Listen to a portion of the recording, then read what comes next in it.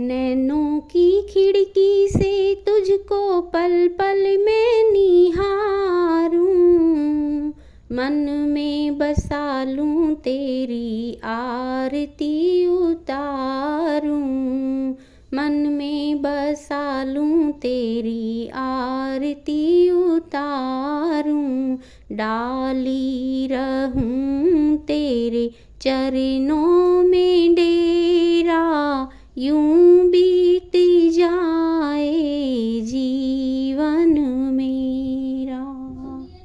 सभी को जय श्री राधे, जय श्रीमन नारायण। श्रीमद् भगवद गीता रूपी उपनिषद एवं ब्रह्म विद्या तथा योग शास्त्र विषयक श्री कृष्ण और अर्जुन के संवाद में कर्म योग नामक तृतीय अध्याय प्रारंभ करते हैं। अर्जुन कहते हैं, हे जनार्दन, यदि आपको कर्म की अपेक्षा ज्ञान श्रेष्ठ मान्य है तो फिर हे केशव, मुझे भयंकर कर्म में क्यों लगाते हैं? आप मिले हुए से वचनों से मेरी बुद्धि को मानो मोहित कर रहे हैं, इसलिए उस एक बात को निश्चित करके कहिए जिससे मैं कल्याण को प्राप्त हो जाऊं। श्री भगवान बोले, हे निष्पाप, इस लोक में 2 प्रकार की निष्ठा मेरे द्वारा पहले कही गई है। उनमें से सांख्य योगियों की निष्ठा तो ज्ञान योग से और योगियों की निष्ठा कर्म योग से होती है। मनुष्य न तो कर्मों का आरंभ किए बिना निष्कर्मता को यानी योग निष्ठा को प्राप्त होता है और न कर्मों के केवल त्याग मात्र से सिद्धि यानी सांख्य निष्ठा को ही प्राप्त होता है। निसंदेह कोई भी मनुष्य किसी भी काल में क्षण मात्र भी बिना कर्म किए नहीं रहता, क्योंकि सारा मनुष्य समुदाय प्रकृति जनित गुणों द्वारा परवश हुआ कर्म करने के लिए बाध्य किया जाता है। जो मूढ़ बुद्धि मनुष्य समस्त इंद्रियों को हठ पूर्वक ऊपर से रोककर मन से उन इंद्रियों के विषयों का चिंतन करता है, वह मिथ्याचारी अर्थात दंभी कहा जाता है। किंतु हे अर्जुन, जो पुरुष मन से इंद्रियों को वश में करके अनासक्त हुआ समस्त इंद्रियों द्वारा कर्म योग का आचरण करता है, वही श्रेष्ठ है। तू शास्त्र विहित कर्तव्य कर्म कर, क्योंकि कर्म न करने की अपेक्षा कर्म करना श्रेष्ठ है तथा कर्म न करने से तेरा शरीर निर्वाह भी नहीं सिद्ध होगा। यज्ञ के निमित्त किए जाने वाले कर्मों से अतिरिक्त दूसरे कर्मों में लगा हुआ ही यह मनुष्य समुदाय कर्मों से बंधता है। इसलिए हे अर्जुन, तू आसक्ति से रहित होकर उस यज्ञ के निमित्त ही भली भांति कर्तव्य कर्म कर। प्रजापति ब्रह्मा ने कल्प के आदि में यज्ञ सहित प्रजाओं को रचकर उनसे कहा कि तुम लोग इस यज्ञ के द्वारा वृद्धि को प्राप्त हो और वह यज्ञ तुम लोगों को इच्छित भोग प्रदान करने वाला हो। तुम लोग इस यज्ञ के द्वारा देवताओं को उन्नत करो और वे देवता तुम लोगों को उन्नत करें। इस प्रकार निस्वार्थ भाव से एक दूसरे को उन्नत करते हुए तुम लोग परम कल्याण को प्राप्त हो जाओगे। यज्ञ के द्वारा बढ़ाए हुए देवता तुम लोगों को बिना मांगे ही इच्छित भोग निश्चित ही देते रहेंगे। इस प्रकार उन देवताओं के द्वारा दिए हुए भोगों को जो पुरुष उनको बिना दिए स्वयं भोगता है, वह चोर ही है। यज्ञ से बचे हुए अन्न को खाने वाले श्रेष्ठ पुरुष सब पापों से मुक्त हो जाते हैं, और जो पापी लोग अपना शरीर पोषण करने के लिए ही अन्न पकाते हैं, वे तो पाप को ही खाते हैं। संपूर्ण प्राणी अन्न से उत्पन्न होते हैं। अन्न की उत्पत्ति वृष्टि से होती है, वृष्टि यज्ञ से होती है और यज्ञ विहित कर्मों से उत्पन्न होने वाला है। कर्म समुदाय को तू वेद से उत्पन्न और वेद को अविनाशी परमात्मा से उत्पन्न हुआ जान। इससे सिद्ध होता है कि सर्वव्यापी परम अक्षर परमात्मा सदा ही यज्ञ में प्रतिष्ठित है। हे पार्थ, जो पुरुष इस लोक में इस प्रकार परंपरा से प्रचलित सृष्टि चक्र के अनुकूल नहीं बरतता, अर्थात अपने कर्तव्य का पालन नहीं करता, वह इंद्रियों के द्वारा भोगों में रमण करने वाला पापायु पुरुष व्यर्थ ही जीता है। परंतु जो मनुष्य आत्मा में रमण करने वाला है और आत्मा में ही तृप्त तथा आत्मा में ही संतुष्ट हो, उसके लिए कोई कर्तव्य नहीं है। उस महापुरुष का इस विश्व में न तो कर्म करने से कोई प्रयोजन रहता है, न कर्म के न करने से ही कोई प्रयोजन रहता है, तथा संपूर्ण प्राणियों में भी इसका किंचित मात्र भी स्वार्थ का संबंध नहीं रहता है। इसलिए तू निरंतर आसक्ति से रहित होकर सदा कर्तव्य कर्म को भली भांति करता रहे, क्योंकि आसक्ति से रहित होकर कर्म करता हुआ मनुष्य परमात्मा को प्राप्त हो जाता है। जनकादि ज्ञानी जन भी आसक्ति रहित कर्म द्वारा ही परम सिद्धि को प्राप्त हुए थे। इसलिए तथा लोक संग्रह को देखते हुए भी तू कर्म करने के ही योग्य है, अर्थात तुझे कर्म करना ही उचित है। श्रेष्ठ पुरुष जो जो आचरण करता है, अन्य पुरुष भी वैसा वैसा ही आचरण करते हैं। वह जो कुछ प्रमाण कर देता है, समस्त मनुष्य समुदाय उसके अनुसार बरतने लग जाता है। हे अर्जुन, मुझे इन तीनों लोकों में न तो कुछ कर्तव्य है और न कोई भी प्राप्त करने योग्य वस्तु अप्राप्त है, तो भी मैं कर्म में ही बरतता हूँ। क्योंकि हे पार्थ, यदि कदाचित मैं सावधान होकर कर्मों में न बरतूं तो बड़ी हानि हो जाए, क्योंकि मनुष्य सब प्रकार से मेरे ही मार्ग का अनुसरण करते हैं।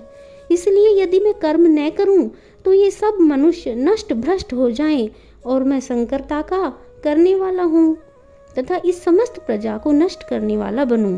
हे भारत, कर्म में आसक्त हुए अज्ञानी जन जिस प्रकार कर्म करते हैं, आसक्ति रहित विद्वान भी लोक संग्रह करना चाहता हुआ उसी प्रकार कर्म करे। परमात्मा के स्वरूप में अटल स्थित हुए ज्ञानी पुरुष को चाहिए कि वह शास्त्र विहित कर्मों में आसक्ति वाले अज्ञानियों की बुद्धि में भ्रम अर्थात कर्मों में अश्रद्धा उत्पन्न न करें, किंतु स्वयं शास्त्र विहित समस्त कर्म भली भांति करता हुआ उनसे भी वैसे ही करवाए। वास्तव में संपूर्ण कर्म सब प्रकार से प्रकृति के गुणों द्वारा किए जाते हैं, तो भी जिसका अंतःकरण अहंकार से मोहित हो रहा है, ऐसा अज्ञानी मैं करता हूँ ऐसा मानता है। परंतु हे महाबाहो, गुण विभाग और कर्म विभाग के तत्वों को जानने वाला ज्ञान योगी संपूर्ण गुण ही गुण में बरत रहे हैं, ऐसा समझकर उनमें आसक्त नहीं होता। प्रकृति के गुणों से अत्यंत मोहित हुए मनुष्य गुणों में और कर्मादि में आसक्त रहते हैं। वह पूर्णतया न समझने वाले मंदबुद्धि अज्ञानियों को पूर्णतया जानने वाला ज्ञानी विचलित न करे। मुझ अंतर्यामी परमात्मा में लगे हुए चित्त द्वारा संपूर्ण कर्मों को मुझ में अर्पण करके आशा रहित, ममता रहित और संताप रहित होकर युद्ध कर। जो कोई मनुष्य दोष दृष्टि से रहित और श्रद्धा युक्त होकर मेरे इस मत का सदा अनुसरण करते हैं, वे भी संपूर्ण कर्मों से छूट जाते हैं। परंतु जो मनुष्य मुझ में दोषारोपण करते हुए मेरे इस मत के अनुसार नहीं चलते हैं, उन मूर्खों को तू संपूर्ण ज्ञानियों में मोहित और नष्ट हुए ही समझ। सभी प्राणी प्रकृति को प्राप्त होते हैं, अर्थात अपने स्वभाव के परवश हुए कर्म करते हैं। ज्ञानवान भी अपनी प्रकृति के अनुसार चेष्टा करता है, फिर इसमें किसी का हट क्या रहेगा। इंद्रिय के अर्थ में अर्थात प्रत्येक इंद्रिय के विषय में राग और द्वेष छिपे हुए स्थित हैं। मनुष्य को उन दोनों के वश में नहीं होना चाहिए, क्योंकि वे दोनों ही इसके कल्याण मार्ग में विघ्न करने वाले महान शत्रु हैं। अच्छी प्रकार आचरण में लाए हुए दूसरे के धर्म से गुण रहित भी अपना धर्म अति उत्तम है। अपने धर्म में तो मरना भी कल्याणकारक है और दूसरे का धर्म भय को देने वाला है। अर्जुन बोले, हे कृष्ण, तो फिर यह मनुष्य स्वयं न चाहता हुआ भी बलात् लगाए हुए की भांति किससे प्रेरित होकर पाप का आचरण करता है। श्री भगवान बोले, रजोगुण से उत्पन्न हुआ यह काम ही क्रोध है। यह बहुत खाने वाला अर्थात भोगों से कभी न अघाने वाला और बड़ा पापी है। इसको ही तू इस विषय में वैरी जान। जिस प्रकार धुएं से अग्नि और मैल से दर्पण ढका जाता है तथा जिस प्रकार जेर से गर्भ ढका रहता है, वैसे ही उस काम के द्वारा यह ज्ञान ढका रहता है। और हे अर्जुन, इस अग्नि के समान कभी न पूर्ण होने वाले कामरूप ज्ञानियों के नित्य वैरी के द्वारा मनुष्य का ज्ञान ढका हुआ है। इंद्रियां, मन और बुद्धि ये सब इसके वास स्थान कहे जाते हैं। यह काम इन मन, बुद्धि और इंद्रियों के द्वारा ही ज्ञान को आच्छादित करके जीवात्मा को मोहित करता है। इसलिए हे अर्जुन, तू पहले इंद्रियों को वश में करके इस ज्ञान और विज्ञान का नाश करने वाले महान पापी काम को अवश्य ही बलपूर्वक मार डाल। इंद्रियों को स्थूल शरीर से पर यानी श्रेष्ठ, बलवान और सूक्ष्म कहते हैं। इन इंद्रियों से पर मन है, मन से भी पर बुद्धि है और जो बुद्धि से भी अत्यंत पर है वह आत्मा है। इस प्रकार बुद्धि से पर अर्थात सूक्ष्म, बलवान और अत्यंत श्रेष्ठ आत्मा को जानकर और बुद्धि के द्वारा मन को वश में करके, हे महाबाहो, तू इस कामरूप दुर्जय शत्रु को मार डाल। इति श्रीमद् भगवद गीता रूपी उपनिषद एवं ब्रह्म विद्या तथा योग शास्त्र विषयक श्री कृष्ण और अर्जुन के संवाद में कर्मयोग नामक तृतीय अध्याय संपूर्ण होता है।